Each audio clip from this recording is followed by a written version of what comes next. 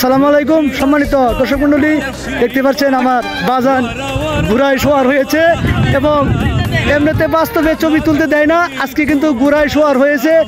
মাশাআল্লাহ অসাধারণ লাগছে, আমার কাছে অসাধারণ লাগছে। আমরা দুই বাপ পুতে বিজয়পুর এসেছি এবং এই বিজয়পুর পাহাড়ের পাদদেশে এসে আমার বাজানকে আজকে ঘোড়ায় সওয়ার করালাম এবং আজকে আমার বাজানও খুব আনন্দ পাইছে, দেখতে পাচ্ছেন খুব সুন্দর লাগছে।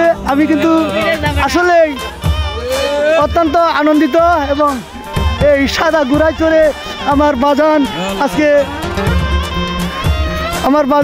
ঘোড়ায় চড়ছে এবং এই পাহাড়ের পাদদেশে যা আমার পাগলা ঘোড়ারে কই মানুষ কই লইয়া যা।